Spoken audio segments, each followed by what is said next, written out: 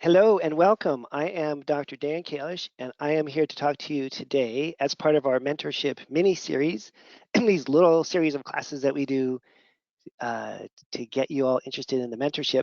And today we're going to talk about financial planning, especially for those of you that are in a career transition, which is just about everybody that we work with, isn't it? So I'll tell you a little bit about myself and the Kalish Institute if you're brand new to this, talk a little bit about our partners and the people that we work with to help you support your business. And then we're going to get into financial planning for better or worse.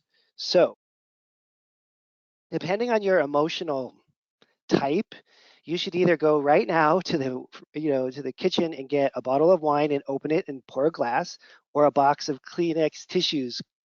This is a very emotional issue. Some people cry, some people get really stressed. I've coached hundreds and hundreds of doctors through this career transition, as we're calling it, and everybody is emotionally charged. So if you're not emotionally charged in regards to just looking at the topic for tonight, then you're probably in the wrong place, okay? Because there's nothing that gets us emotionally more activated and motivated and demotivated than money and the thought of changing our career and is it going to work or is it not going to work. So I want to give you tonight a reality-based assessment of where our profession stands and what I see in people these days making career transitions. I also have a whole bunch of slides I'm going to talk through too, and then we'll leave time at the end for questions. So you guys can ask questions, okay? So you can type your questions into the inbox thing there. I'll get to them at the end, and let's get started. So a little bit about myself first. I've been in practice since 1992, which is a really long time. I've had small practices, like just by myself. I've had several huge clinics that I've built. We had the naturopath clinic down in San Diego, right on the coast in Del Mar, California. Had 8 or 9 treatment rooms. I built a full gym in the back of the office. We had personal trainers, nutritionists, psychiatrists, psychologists. We had therapy. We had brainwave mapping. We had 2 acupuncturists. We had it all, and that was an experience, a healing center. I built that.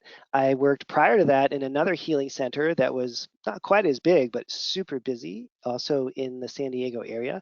I've had small, what we call these days, micro practices. That means like me and one assistant. And I've run telehealth practices since 2006, where I'm just basically on the phone talking to patients. So again, I've seen the gamut of what's out there personally and experienced it personally. And then 15 or 20 years ago, I started to pretty seriously start coaching doctors and how to set up programs. And that's really what turned into the Kalish Institute. So I was coaching so many doctors that Maria, my office manager at the time, she was like, Dan, you can't keep adding doctors to your schedule to coach them on their businesses because we don't have room for patients. And I'm like, well, what am I going to do? And she's like, why don't you teach a class? I was like, I don't know. Maria's the one that started this whole thing. So we created the Kalish Institute as a response to the fact that all these doctors wanted coaching, and that was again back in 2006. And I've learned a lot since then, and I've seen the trends that have gone on since then. So hopefully I can enlighten you guys as to what's happening in the current day, since that's really what's of most interest to you. In my private practice, I've worked with all kinds of patients, from famous people to not famous people, from drug addicts to super successful people in the world. Had kind of done a lot of a long stint with alcohol and drug rehab folks, with eating disorders patients. I worked a lot with professional athletes, just a whole wide variety of patients. And I've had a lot of different kinds of practices. I had a decade where I was seeing mostly patients for brain programs, so it was mostly depression and anxiety, just all over the map. And so I'm really open to what practices you guys may want to build. But the main goal of the Kalish Institute now is to take all the experience that I have, and especially the experience I've had coaching other doctors, and share with you what are successful strategies for building a practice.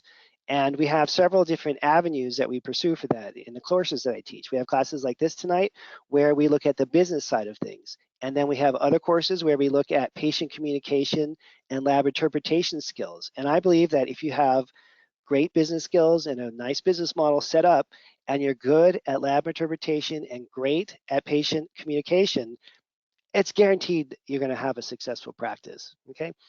And just to update you on the current status of events. So we have this mentorship program. We take a small group of doctors every year, and we take them for a year, and we teach them a clinical model and a business model all wrapped into one.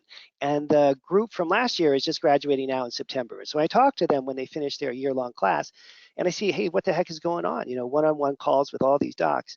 And more than I've ever seen before, they're like, I don't know, Dr. Kalish, I had 2 job offers, one in Washington, D.C. and one in Boston. I'm like, what? 2 job offers? She's like, yeah, there's all these clinics that are hiring functional medicine doctors. So I'm like, okay, Joni, what's the deal? You know, how much are they going to pay you? What are the perks like? What are the salaries? What are the, you know, and it is amazing the amount of work available now for functional medicine doctors, even if you don't want to start your own clinic.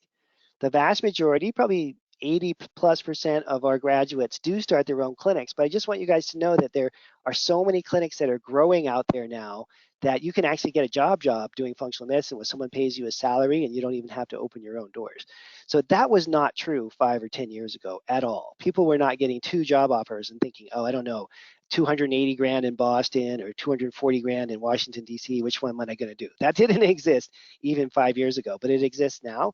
So you guys should take a deep breath, take a sip of the wine that you got, you know, and think about how great things are right now for you to transition your career into a functional medicine job that you enjoy.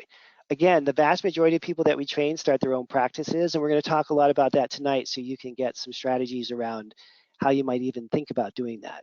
Okay, that's the goal for tonight. Let's take a look here.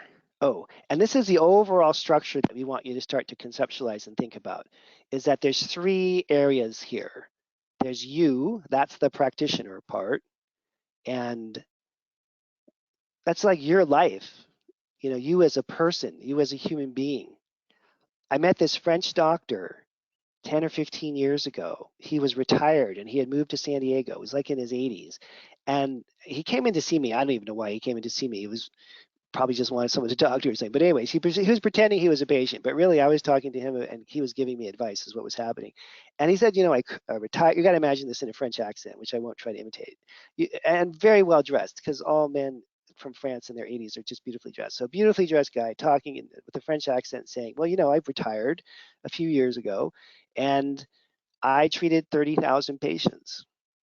And I was like, whoa, there's a number? Because it never occurred to me that my career would end and there'd be a number. He's like, yeah. So let's talk a little bit about where you are in your career and what you want to do with your life. And I think his life was filled with regret that he had worked too hard and too long. And I think he was trying to tell me, hey, you know, the career is going to be over someday. Your patient practice is going to stop, and you should be sure that you're in good shape and that you are living the life that you want, you know, not only when you retire, but right now while you're practicing. So you are the most important person in this equation, and we don't want you to burn out, because physician burnout, practitioner burnout is rampant, and we don't want that to happen. So there's a lot of self-care that has to go into this overall business model, because if you fall apart, the business falls apart, and then it's a problem.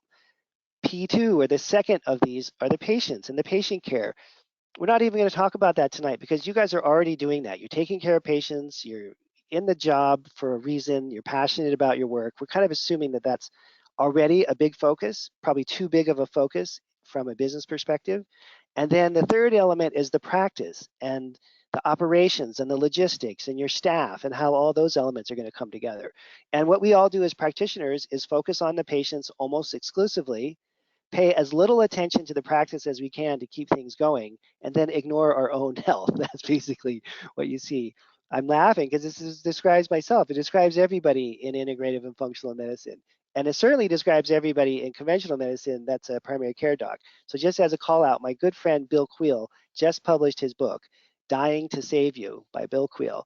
And he and I have worked together for several years trying to figure out how are we going to help primary care doctors and nurse practitioners deal with the stress that they're under. So anyways, if you're in primary care, I'd highly recommend this book. You can buy it off of Amazon. It's not that expensive.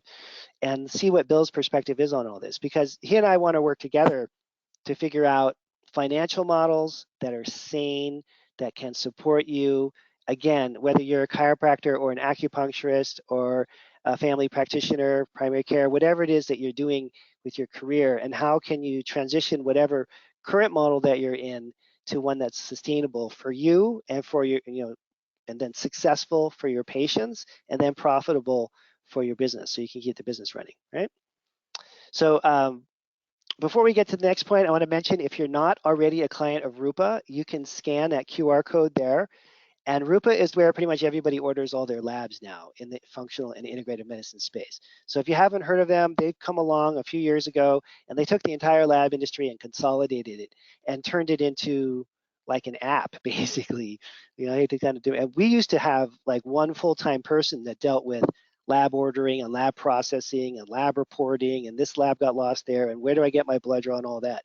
That used to cost me maybe $30,000 or $40,000 a year just to take care of that process in a busy clinic. That's what it's going to take. Rupa's organized all that, put it online, and made it even better than the services that we used to provide. So if you're not using Rupa yet, I highly suggest you scan that, order a lab from them. You'll get $100 off your first order if you're coming from us. And I think pretty much everyone that we work with now is using Rupa. So if you're not using them, you're a little behind. Check it out. Our other partner that we work with quite closely and I've worked with for many, many years is Pure Encapsulations. So I use, 80 or 90% of my practice comes from Pure. Again, you can scan that QR code there and you get a discount on your first order. And pretty much all the protocols that we teach in the classes that I do are from Pure. And then if you get to the end of this webinar and you're like, wow, okay, I think I really need to work on this, we have a class that's extensive called our Business Essentials Bootcamp. You get a discount if you scan that QR code. We're going to be starting it in November. It's one of our most popular, if not our most popular class that we do every year. So, and we don't offer them that often. So if you want to work on your business, set aside the date starting in November and plan on a couple hours a week of working on your business, 3 to 5 hours a week of working on your business while you're in that class. And I'll show you some of the success stories from that course that we've experienced in the past with other doctors. Okay, so those are the three things that we're kind of promoting: Rupa, Pure, and then our Business Essentials Bootcamp coming up in November. All right, now, let me just kind of lay out the situation. And I've had this phone call, hundreds of times. So it's a practitioner, and you could be in Des Moines or in Chicago or in Kansas City or in Jupiter, Florida, or in Santa Monica, California. You could be in South Dakota or Oregon, in a big town or a small city. You could have an area that's saturated with functional medicine doctors. You could be the only functional medicine doctor within 500 miles. It really doesn't matter. You're somewhere, right? And you're concerned that this may or may not work because I'm in Santa Monica and there's so many functional medicine doctors, or I'm in, Wyoming and there's no functional medicine doctors. Can I just put the whole location thing to rest? So for your financial success, it matters not at all where you are physically located. We have extremely successful practices in small towns in Oregon where it doesn't look like there's a lot of patients around, but there are. And we have extremely successful practices right in Midtown in New York City, where there's a gazillion people and a gazillion doctors, okay? So that's usually one of the first worries that people have is, oh, I don't know where I am, if it's going to work where I am. And that's really not the case. And then the second thing that worries people is, can I get a practice set up, or can I grow a practice that's going to replace the existing income that I have? So you could be, I don't know, an OBGYN and you're making 300 grand a year in a certain job, and you want to make sure that as you transit in Dallas to this new functional medicine model, that you can, mimic that same exact income. Or you might be a chiropractor in Cincinnati. I'm thinking of real people right now, by the way. Chiropractor in Cincinnati, you're super successful. You've been in practice for 23 years, but you're a little burned out in the chiropractic thing, and you want to sell your chiropractic practice and start a full-time functional medicine practice. Like, how are the numbers going to work? How is this going to really pan out? We get a lot of acupuncturists, and they usually want to keep doing acupuncture, but they want to integrate functional medicine into their acupuncture clinic so they can do both at the same time. So figuring out the math on that and the financial structure on that. You may want to hold on to the current job that you have until you're sure that the functional medicine thing is going to work out. There's a lot of different conundrums that people face. And ask questions towards the end of this, if you have a specific example that you're struggling with that you want some ideas on, okay? So the biggest place to start, the most important place to start is with you, the financial management and you. And we want to avoid And you may already be in the situation, any kind of hint of doctor burnout due to overwork. Um, if you're in a currently burned out position, then maybe a little vague as to how you got there. But what we do see for most functional medicine practices is that doctors end up overworking due to poor business planning. I did a class, a business class, our business essentials class. I taught one for a group of about 20 top functional medicine doctors. This was maybe 2017, mostly women and men in their late 50s to late 60s. And I think only like 2 or 3 of them had a retirement plan. The rest of them, their retirement plan was like, I would ask them, what's your retirement plan? They'd put their shoulders up and go, I don't know. I mean, if you're like 67 and you've been in practice for 30 years and you don't have a lot of money saved and you don't have a retirement plan or you have not even thought about it yet, I mean, some people might be like the old French guy, just work until you're in your 80s, but not everybody can or wants to do that. So we want to make sure that your business planning is not only keeping you healthy now, but then also giving you an exit ramp. So when the time comes, you can step back. Maybe you practice part-time. My favorite doctor of all time was this guy, Wes Bradford. He's a medical doctor. He took our mentorship class, I don't know, 10 or 15 years ago. And he had a full and rich and satisfying career at UCLA as a family. I think he was a family practitioner, but he also taught at the medical school. And then he retired, as many people do. And Wes bought a mobile home and he took my functional medicine class. And after the class, he started driving around the greater Los Angeles area doing house calls for functional medicine. It was the coolest thing. I went to visit him in LA just to see what he was doing. He had I'm not making this up. He had like a RV that he would drive around and it had all the lab kits and supplements in it. He would just pull into people's driveways and is this doctor in his like early 70s who's like the coolest, greatest guy and doing functional medicine consults in people's houses. That was his retirement plan, you know? So there's all kinds of different ways you can slice this, right? So there are some people who can work at this pace of 50, 80, 100, 120 hours a week. There's one doctor that we worked with who was one of the Mayo Clinic physicians that I worked really closely with, and he was actually working 120 hours a week and not burned out. Very, very few people can achieve that. For most of us, we need to have a structure in place that takes care of ourselves so that we can help other people. You have to sleep every night. We all know that. Everybody talks about that, but you have to actually do it. You need some meditation time, and that could be meditation. Like I do a Taoist meditation for a couple hours a day. Meditation could be gardening. It could be golfing. It doesn't really matter as long as you're disengaging with the world around you and you're having some time to recuperate. Of course, you have to exercise at least an hour every day. If you're not doing that, your body's going to completely fall apart. You have to cook your own food, prepare your own food. You have to shop. In our case, we drive to this local farmer's. It's not really a farmer's market, but it's like a farm stand where they have lots of vegetables. We got to drive there, get the vegetables, drive back. That's some time consuming thing. And then you have to have time for your friends and family, all of this.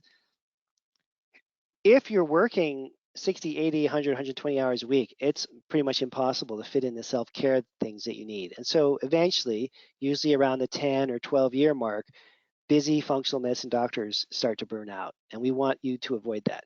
So when we talk about financial planning and you making the right amount of money, it's not so you can buy a yacht or have a private plane. It's so you can have the time that you need to take care of yourself and your loved ones and have a full and rich life, even while you're working, so that when you get to the time when you're older and retiring, you're not just spending the first 5 years of retirement recovering from what you just did to yourself, okay? So then the second area here, again, patience and financial management, you want to think about how much you plan to charge, or if you're already in practice, do you need to raise your fees?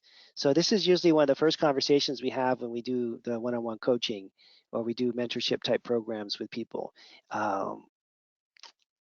I'd say 9 out of 10 people that I talk to are undercharging. And so one of the first things that we do is have them raise their fees to an appropriate rate. That's pretty common. I'd say almost everybody that we talk to is, set their hourly rate too low, quite a bit too low. And once they do the numbers and they start to look at what all the dollars go to and whatnot, they change their minds pretty quickly and put their fees to a place that makes sense. There's also this concept of case value, which is like, what's the value of an individual case? How much does your average patient end up paying you? And having a sense of, in my clinic, it's around, $4,000 to $5,000. So I know if I'm getting 100 new patients in a year, that's automatically about $500,000 of income. So you have some math in your head going like that. And I know when I'm tracking this very carefully, which I did for many years, that we need around 10 new patients a month, because a couple of months maybe I don't work so much, to get 100 new patients a year to generate $500,000 in patient fees from the new patients. And then you add in the existing or old patients that are still coming to see you. All of a sudden, you've got a business that's doing maybe $1 million or a little bit less than that. Okay, so you should have some easy numbers like that that you can rely on, so you can run projections and understand what's happening. And then when it comes to financial management, I think there's two basic structures that we see within practices. One is that the practice is doing a complex chronic illness patient load. And that is very time consuming and not very profitable. So you have to be careful about how you run those kinds of practices, because it's very easy for doctors to burn out when they have a complex chronic patient load. In fact, I think most of those doctors burn out again at the 10 or 12 year mark. Now, there's some patients that have, some doctors that have easy practices. I don't know what's easy, like prenatal care. I mean, that sounds kind of happy, doesn't it? Or working with athletes, we have a guy in the mentorship right now that works with executives, and so how hard is that? And we had a doctor 5 years ago or so in the mentorship. This is one of my favorites. He's a medical doctor. He charged $50,000 per year to be his patient. He had 10 patients, and they were all professional tennis players. He was loving his life. He had 10 patients per year. That was his entire patient load was 10 people. Obviously, he was very good at what he did, and they paid him 50 grand to be be basically on call 24/7 for them. But he's only on call for 10 people, and they're all professional tennis players. And he was learning how to do functional medicine because he thought it would really accelerate his business model and give him more to offer to his tennis pros. So there's all kinds of different ways that you can slice this. And the complex chronic illness version of this business is the hardest. And so we want to make sure, if you're involved in that now or you're planning on doing that, that you set up your financial structure really carefully so you don't burn out. So complex patients will find you. If you're good at lab interpretation, you will have no problem attracting complex patients. If you want easier patients, and for 10 years, I had a practice that was all female hormone related. That was really extremely easy compared to complex chronic illness. You just have to market to people that you want to work with so that you don't, accidentally end up in a practice that's not really what you wanted or what you intended to have. And then, so we got the practitioner, that's you taking care of yourself, the patients, how you're going to structure things, and then the practice in financial management.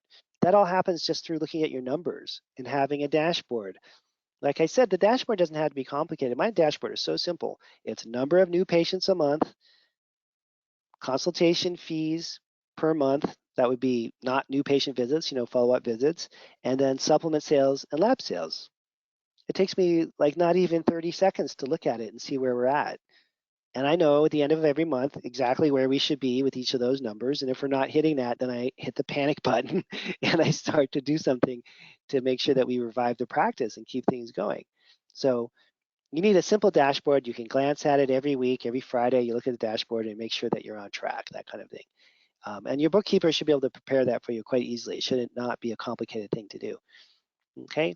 If you don't have a dashboard, then it would be like flying an airplane without any of the instruments. I mean, you could probably do it, but it'd be a lot harder, right? To figure out what altitude you're at and how fast you're going and whatnot. So you really have to have the dashboard. And then financial planning tools. So most integrative medicine, functional medicine practitioners are not like obsessed by financial planning. And so if you're not of the personality type to get into financial planning tools, and hopefully you have a spouse or a parent or a child or somebody who's got an MBA or runs a business or ran a business or just likes numbers that can help you figure out all the financial planning part. Okay, because that's an essential component to making this happen. You have to be able to do all the projections, and I do this several times a year. I just did it like about a week ago for next year. What do we want the practice to earn? How many patients are we going to need? Where are we going to get them from? What are the marketing strategies to make that happen? What do I want to do? Boost my supplement sales a little bit.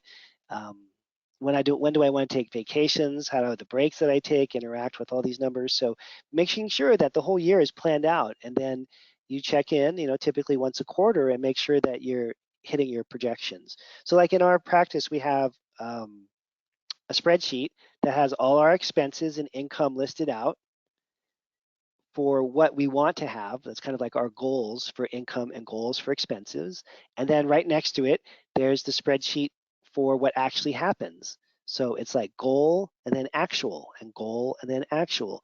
Goal for new patients in January and actual.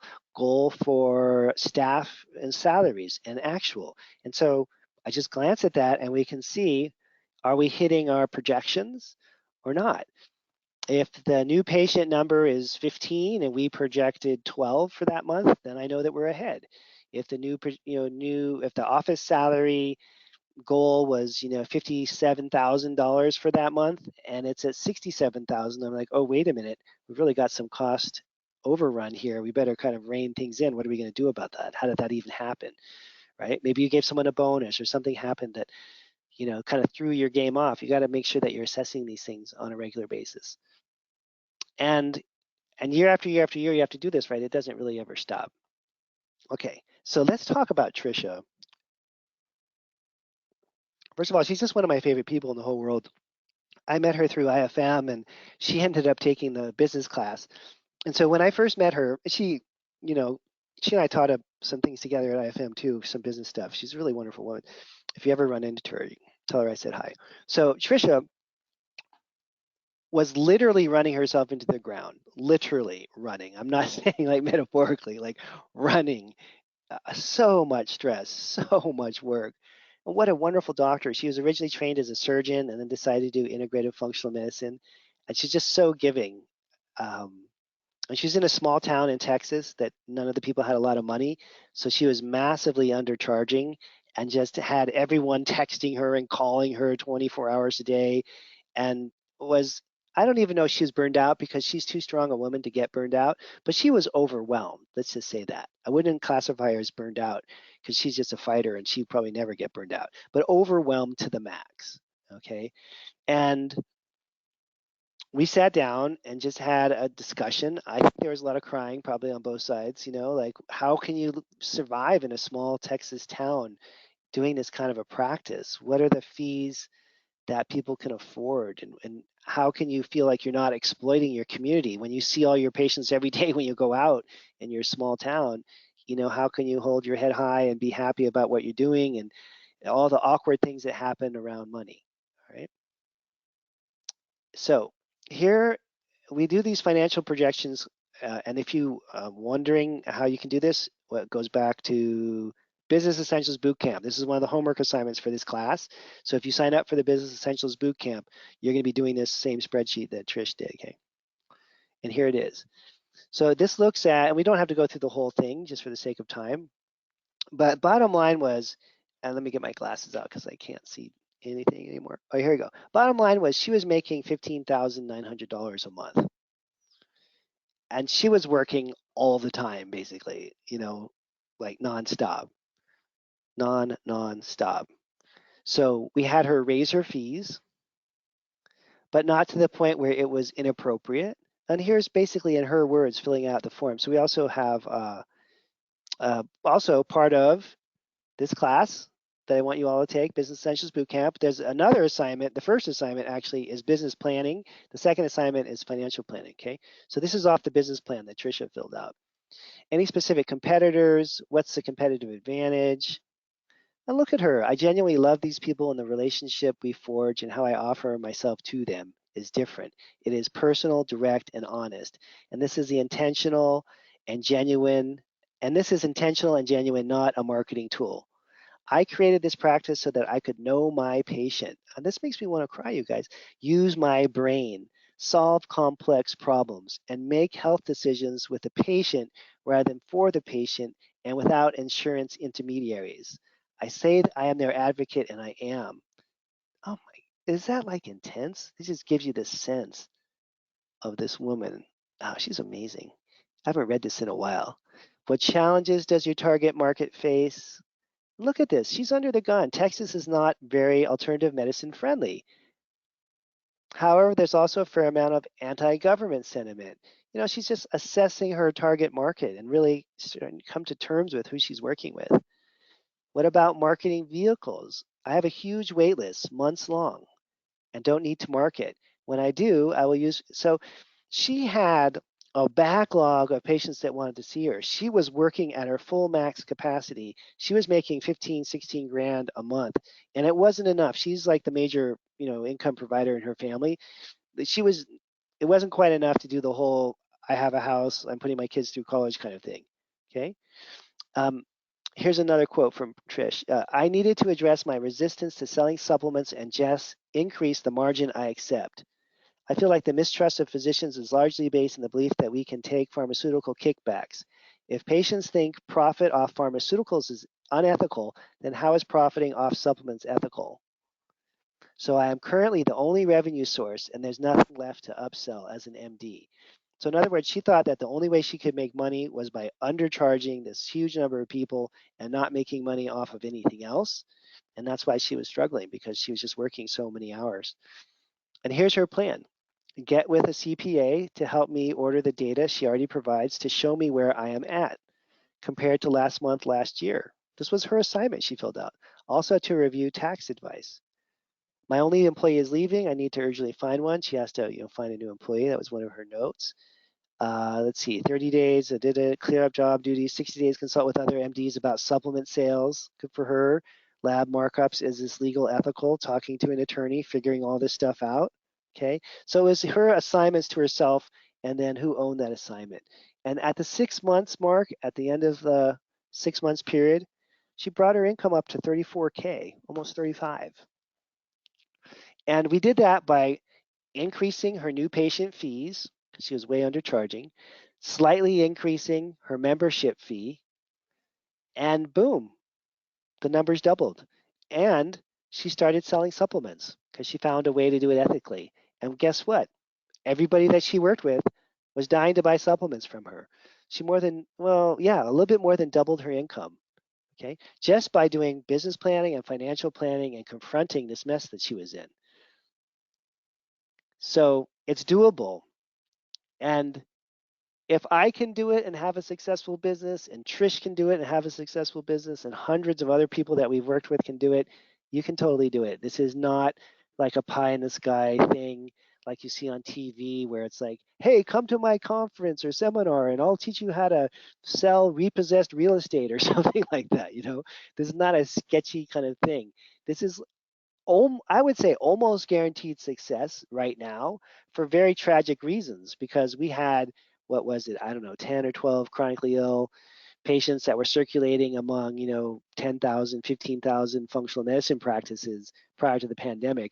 And that number went up by 10, 12, 15, 20, 30, depending on who you read, 30 million. I mean, there's a lot of chronically ill people now, but there's still 10,000, 15,000, functional medicine clinics max that are existing. And so anyone who's any good at our job these days is just completely overwhelmed, and long COVID is not going away, and the whole chronic illness epidemic is just getting worse every year. So you don't at all have to worry about the demand for your services. Okay, that problem has completely been taken off the table. You just have to pace yourself and not overwork and keep yourself refreshed so that you have the sustainability for your practice and you don't fade out yourself, right? So one of the most important things, just from basic business 101 ideas, is to define your niche and an area that you're going to emphasize your business around. It could be pediatrics, it could be geriatrics, it could be all things to everybody. It could be like a broad all children and adults practice. It could be chronic illness. It could be women who want to get pregnant. It could be athletes that want to perform better. It could be executives that want to work harder. It could be Hashimoto's or autoimmune disease, Lyme disease, you name it. You can have any niche you want, but you want to, and it can be a broad niche. It can be a broad general practice. That's a niche too. You can have that as long as it's defined and you're really clear about what it is. And then you want to focus on the right patients to ask for referrals and the right marketing tools to ask for referrals that fit with your niche. And what most practitioners do, almost everybody, is never define their niche and just kind of see who shows up. And I equate that in these classes with, like, imagine if you're opening a restaurant. I mean, most people that open a restaurant would say, okay, I'm gonna like do Mexican food, and that's pretty clear. We're not selling sushi. Or you might say, I'm gonna run a sushi restaurant, but we're not gonna do burritos here. But what we do as practitioners is we just sort of open the restaurant and say, well, let's just see who comes in and we'll let them determine what we're gonna do. So one person walks in and says, oh, I feel like pizza. You're like, okay, I don't really have the pizza stuff, but I'll go figure that out. And then the next person, wants noodles, and then the next person wants a bagel and cream cheese. And that's really not how businesses work. You have to define what you're offering to people. You don't let your customers tell you what to do. And again, it can be a broad thing. It doesn't have to be a super narrow niche, although every practitioner I've seen with a super narrow niche is super successful. The first one of these people I saw was over 20 years ago, this guy named Dave, and he decided that his niche was going to be H. pylori. And I remember thinking that is the stupidest thing I've ever heard. I was just like, who has H. pylori? Like, I mean, how could you? And he had a very successful, huge business just treating H. pylori. That was the only thing that he did. We had a doctor that took my class maybe 4 or 5 years ago who's in the Washington, D.C. area, and she decided to focus on diabetes. That's it.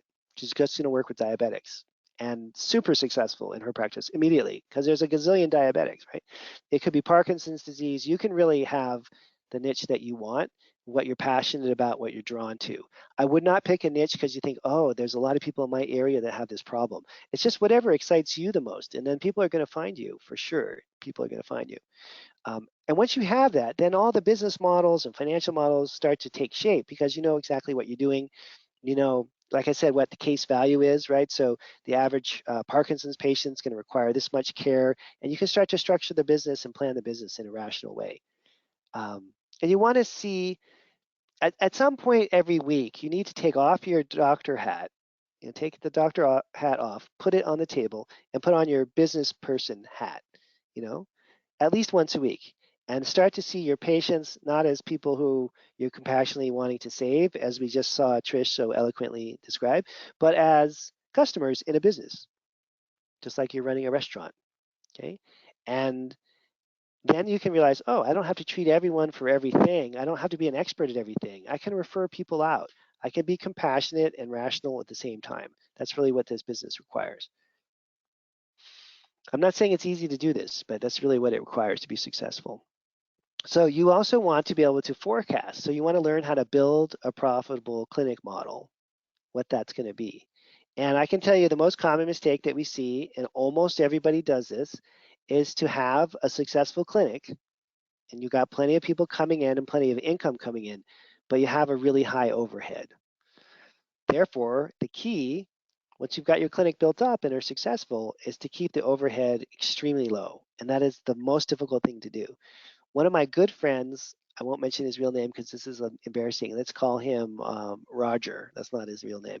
Roger, an amazing doctor from Ohio. And he told me one time we were out for dinner, integrative functional medicine doctor in practice for 25 years. And he told me, Dan, I've never fired a staff member. And I was like, Roger, what? He's like, yeah, I've never. And we talked about it. He's like, yeah, I've got like 5 or 6 staff I don't really need. This guy was so nice that he just kept people around.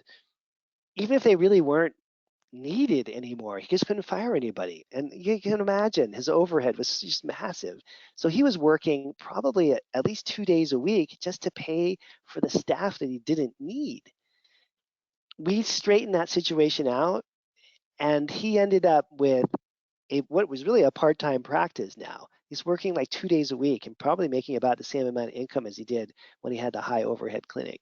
We had another doctor I consulted with at one of the IFM conferences, and she had a $500,000 business loan that she took out, and she immediately went and rented out an office that was like 15 or 20 grand a month, that was empty, that had no people and no patients. And she was running out of money because she had been doing this for like 18 months or something and hadn't really built her clinic. She created this extremely high overhead system before she had any actual money coming in. So you got to keep the overhead low. And if you keep the overhead low, again, as I mentioned earlier, the patients are out there, so you're going to have plenty of people coming in to see you. That's not going to be a problem. Most common mistake, high overhead. So you're successful, but you have a huge amount of expenses every month. You serve a large number of patients, you have a huge staff, and then you end up with very low dollar amounts. Okay, and that's not what we want. We want to avoid this.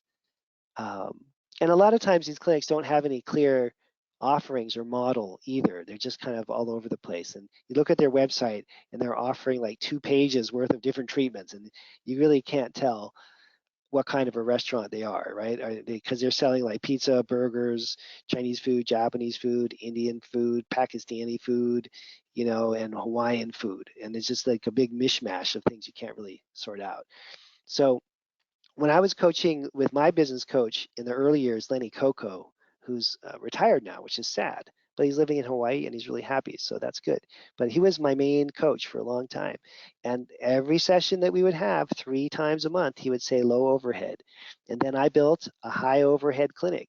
And um, one of the coaching sessions, Lenny said, low overhead means low overhead. And then it hit me and I got it. I was like, oh, he meant low overhead all this time. And I was thinking low overhead meant, oh, I'm paying this light bill and we'll turn the lights off so we save, $7 a month on electricity. Low overhead means you keep your margins between 40 and 60%.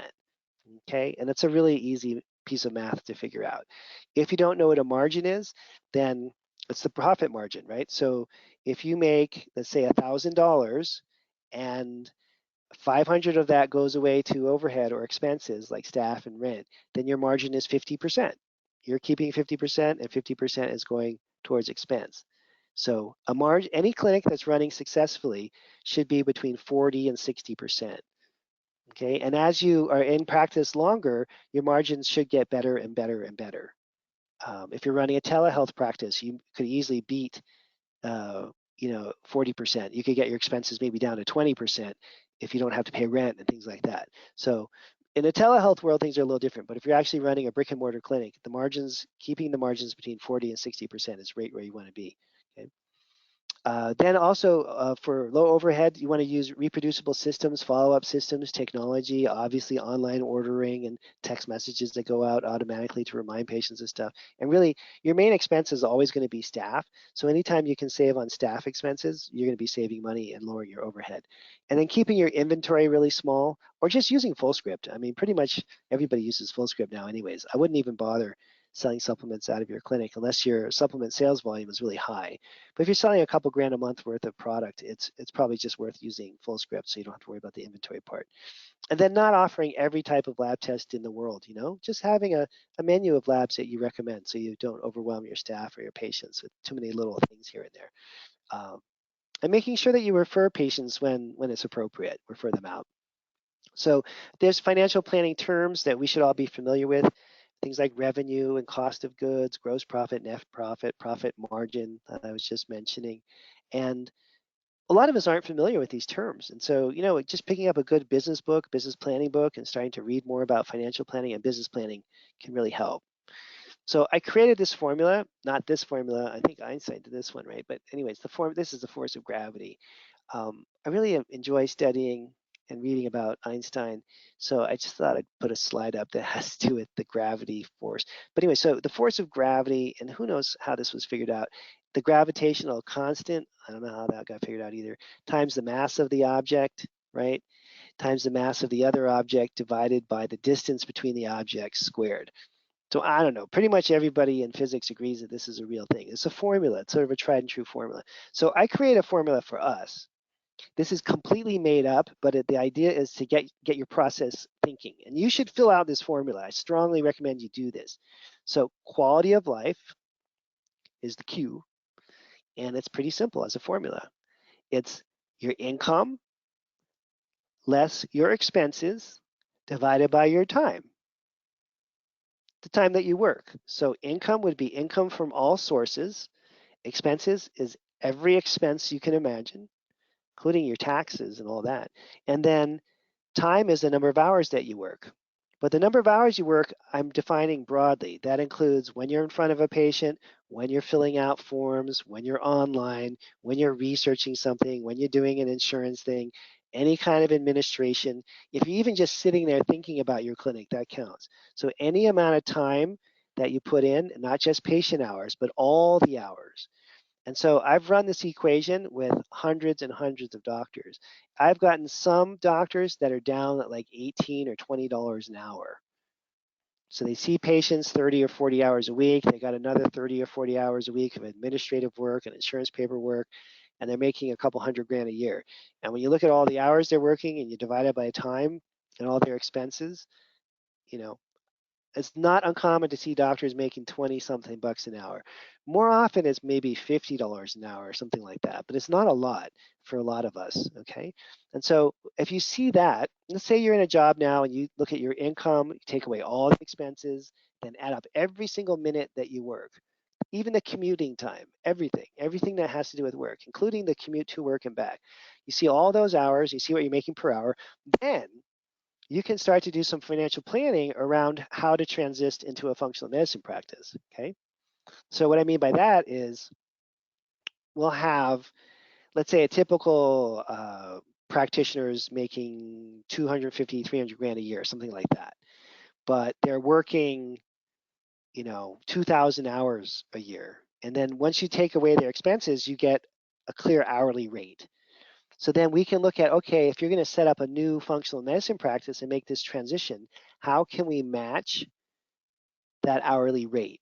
So you're making the same amount of money per hour or more doing functional medicine as you were in your old job. That's kind of what this whole equation is about. Okay, so let's look at another version of this in a little more detail. So we're looking at income less expenses. You got to include taxes in this too. Okay, over hours worked. So if you're bringing in, let's say your total income is 800 grand a year in your clinic, and your expenses are $320,000 a year to run that, and let's say you end up paying 200 grand a year in taxes, you're working 1,000 hours a year, you're making 275 an hour. Okay, that's the idea. That you should do this for your own current self, and then you should figure out in your financial planning how you want the math to work. How much per hour do you want to make? And this is a call out for all of you that are a little bit more mature in your practice and don't have a lot of retirement savings yet, is that if every year you put, let's say, $150,000 to retirement, you get to keep that money. You can't spend it now, but you put it in a 401k or you put it in a pension plan, or you get your CPA to set up your retirement.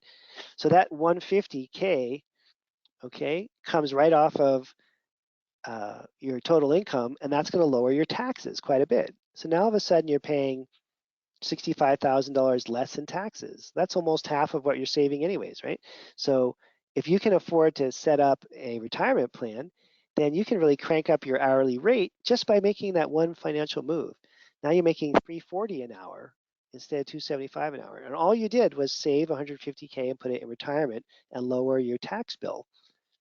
So that's one of the most effective income enhancing strategies is simply tax planning and things like retirement plans.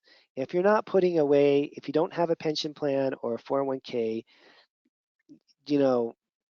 right after this call, email your CPA and say, hey, I want to meet with you and talk about what are the best financial retirement, instruments for me, because I want to put the max away that I can. And I've been doing this, I don't know, since I was 30, 35 maybe. And it's a little bit of a sacrifice every year. Maybe I can't get a fancy car or whatever, but whatever. The money goes into the retirement fund. And now that I'm almost 60, I'm pretty comfortable financially having saved all this money. And again, if you put 150K into retirement, almost half of that you're going to save on your taxes. Otherwise, you'd be paying in federal and state taxes. That money would be going out, right? Because it's all tax-free. And then, of course, it builds tax-free as well. So the two biggest strategies that can move the needle quickly would be setting up retirement and pension plans for yourself and putting as much, maxing them out, and then keeping your staff costs low. Those are the two things that move the needle dramatically in that direction. And then in the other direction on the plus side is taking your hourly rate and bringing it up. So I don't know, most doctors that I talk to probably end up increasing their hourly rate at least $100 an hour. You know, sometimes people like Trish are like down at 150 an hour and goes to 300. So she probably doubled her rate, you know, to what was, you know, acceptable for her area. That's why she doubled the income, right? Obviously, she doubled her hourly rate to make that happen and started to sell some supplements. So depending on where you are, you know, there's different hourly rates that are appropriate. People may charge $700 an hour in Manhattan, but you're probably not going to get away with that in a small town in Texas. So a couple other things to mention, then we'll go to questions. All right. One is the poverty mentality that, you know, all of us, including myself in this, have this inherent discomfort with profiting by treating people who are sick and vulnerable. And that's just not a great feeling. You don't feel like you want to be making money and having this luxury life while all these people around you are sick. But you have to create a profitable business, and that's going to allow you then to do the other work in the world that you may want to do. So in my case, I had a very successful and profitable business. We were bringing in, you know, 800-900 grand a year, maybe $1 million on a good year. My overhead was like, you know, 40% like it should be. So I was bringing in, you know, a fair amount of cash every year, even after taxes and all that stuff. And what I did was I cut back my hours and I started the Kalish Institute, started training doctors. And for the first 14 years that I ran the Kalish Institute, it lost money. It lost money every year, and I financed it with my income from the clinic. So, yeah, I worked my ass off 3 days a week, made all this cash, and put almost all of it. I mean, I saved for retirement. Okay, I did that. That always came out. But after that, I put all the rest of the money into building the Kalish Institute and all these classes that I do. Again, we lost money at the Kalish Institute for 14 years in a row. I was just passionate about teaching other doctors how to do this work. So that's what my clinic profitability allowed me to do, was help a lot of other doctors. You might be like Bill Quill. Maybe you write a book. You know, write yourself a New York Times bestseller with your extra time. Whatever it is that you're going to do to help people, it doesn't have to just be in the clinic. And there's the concept of, you know, you can be greedy, but there's also just a general social obligation to be profitable. So you can continue to stay in business, so you don't burn out, so your staff can have a job, so your community can benefit from what you're doing, right? And so the profitability is not a bad thing. Nobody that we're talking about is buying a jet or a yacht or something, right? We're buying time back and buying the ability to help other people, like I have with the training programs, or like you might have with a book or teaching or whatever you want to do. Okay, before we get to questions, for those of you that joined us late, we have the Business Essentials Boot Camp coming up. You scan that code, you can get a discount on it. It's a couple months of intense business planning and financial planning. Maybe there's a little crying and a little drinking of wine that goes into this because it's an emotional subject, but we really want to get everybody to the point where they can see their financial future and plan it, and they know that they can run a clinic that's profitable. If you're already in practice, we have a lot of people take this class. They've been in practice for 20 years, and they just need a reset, reboot, fresh look at what they're doing and streamlining and more efficiency. Usually the mature practitioners that have been in practice for a while have practices that are kind of bloated and a little out of control, and they need to really take a few months and get, you know, back on track to where they should be. Okay, so that's coming up soon. And then if you don't have a Rupa account yet, you can scan that and sign up for Rupa.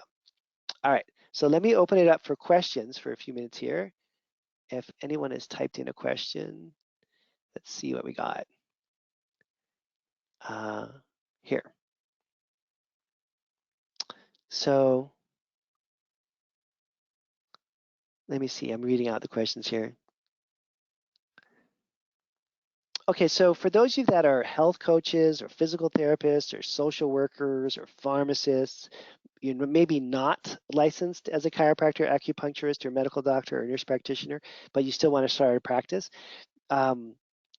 we have, in all these years I've been doing this, let me just think about personal trainers, dentists, health coaches by the gazillions. We have had several electrical engineers take my different classes. So you can be coming from a variety of different backgrounds. And if you get certified in the right way, you can have a functional medicine practice. You may not call it functional medicine, you may call it functional nutrition, but with the right kind of certifications in health coaching and whatnot, you can definitely run it legally. And you have to talk to a lawyer about that. We have a really wonderful attorney that advises people on this. His name is Peter Hoppenfeld. Peter Hoppenfeld. And so you have a big legal bill, you get set up so you can do this legitimately. You can do some labs, you can do some supplements, and maybe you're working under the auspices of a practitioner who's licensed, or you're working as a health coach directly. As long as you have the legal structure set up, it's absolutely doable, okay?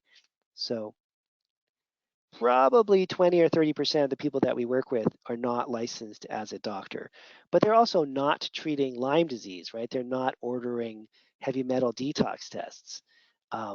They're staying within what's rational and logical and legal for them to do. But most of functional medicine is lifestyle coaching, okay? And a small amount of it is supplement recommendations and lab interpretation. And as long as you stick with the labs that are lifestyle oriented, these are the ones that I teach, like adrenals, microbiome, metabolomics. These are not medical tests. You're not looking for medical problems. And you get Peter Hoppenfeld to set you up legally. You have all the disclaimers and you see exactly what lane you have to be in and what lane you cannot go in, then you can do this successfully, okay? And if you guys have questions about that, again, it's Peter Hoppenfeld is the attorney that does that, or you can take the business boot camp and I can talk to you in more detail in that class. Let's see here. Average, you should be charging per hour. Well, that depends on where you are and what you are, you know? Um,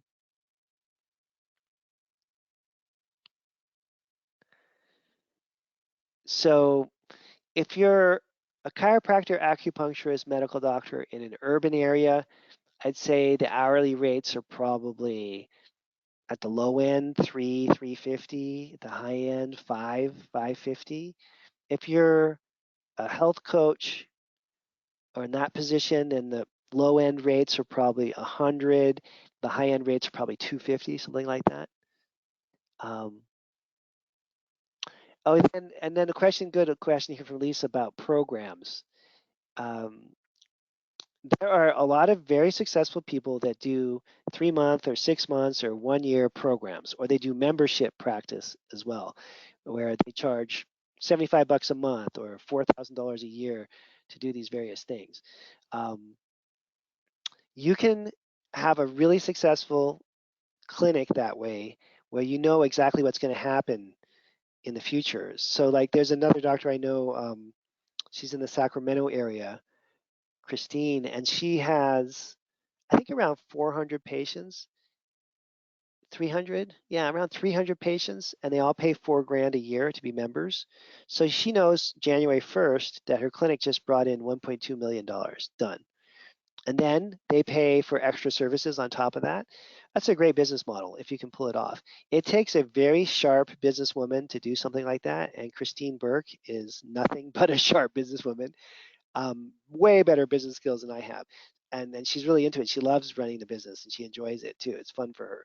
So if you have really great business skills, you can do a membership practice very successfully. If you're just starting out and your business skills are maybe not, at a 10 on a 0 to 10 scale, then I would stick with hourly rates until you really get your feet wet and you really know what you're doing. All right. But the most of the memberships that I see range from $3,000 to 4,500 a year, unless you're doing executives, which case they can be anywhere from $10,000 to $20,000 per year per person, if you want like an executive one. Okay, so let's see again, setting up group medicine programs and membership programs. Talking about that a little bit. Um, so Oh, in the class, in the boot camp, we can talk about any business models that you want. We have a lot more time, and you could submit questions, and we can go over it more specifically. Um, so the business models for setting up a group medicine program and membership programs. You have to calculate everything that you're offering to the person. So we had a doctor a few years ago, wonderful guy, but he was offering a $400 a month membership program, but he was giving people like $1,000 a month worth of stuff. So you really have to know your business model, know your expenses inside and out.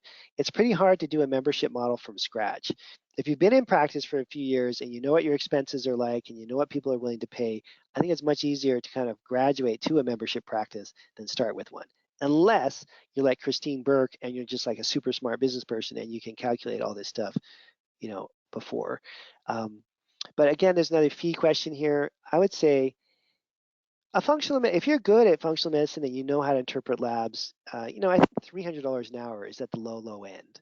I wouldn't go below three. People start to think that kind of get suspicious. Even if you're in a small town in a community that doesn't have a lot of money, people will travel to see you. Um, let's see a little bit more questions on the monthly membership model. So like Trisha, that's what Trisha ended up doing in Texas, right? She had, I think it was like $75 per person per month to join her practice. And then where she made all her money and why she increased her her income so much was because she doubled her hourly rate. She kept the monthly membership low, but that didn't get you anything other than access to her, right? So that $75 a month just meant that you were one of her patients and that you could then schedule time to pay her hourly fee.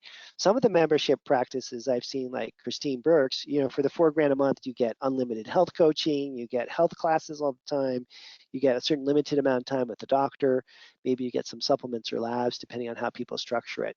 And so some people structure memberships where you get a preset package every year of lab testing and supplements. But again, you got to know the numbers and math on that really quickly. You're going to lose money. So you have to be a little bit careful, right? Marketing methods that are cost effective. So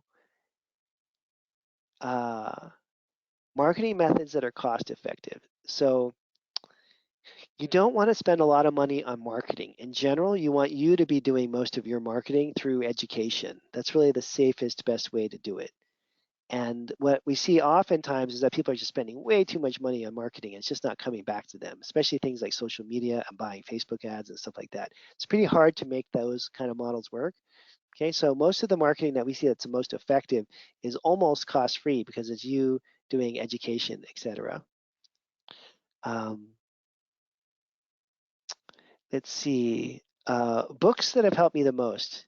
Well, I don't know. I've read a lot of business books. I would say just pick up business books that have topics that attract you and read one a month. I've read business books on like human psychology. Obviously, you need to read a lot about sales and how to structure businesses, but sales is probably a good place to start, okay? Um, are these boot camps offered during the mentorship program? Yeah, so we have a fair number of mentorship students that take the year-long mentorship and also do the business essentials boot camp. Probably like half, because they want to work on their business, both clinical. The mentorship teaches lab interpretation skills, patient communication skills, and teaches you a business model to use. And then the business class is just straight up number crunching and how to do the numbers part. So they complement each other. Um, Yeah, so public speaking for sure. Internet advertising, I would say, don't do much of it. And even if you're really savvy in that regard, it's pretty hard to make that work. All right, I'm going to run out of time here. I don't think I'm going to get to quite all the questions. But I hope you guys do join us if you're interested and I missed your question, then grab the opportunity to take this class. It's not very expensive. You can scan it and see the price, but it doesn't cost that much. And I hope to see you at the next one of these. Okay, thanks everyone. Bye for now.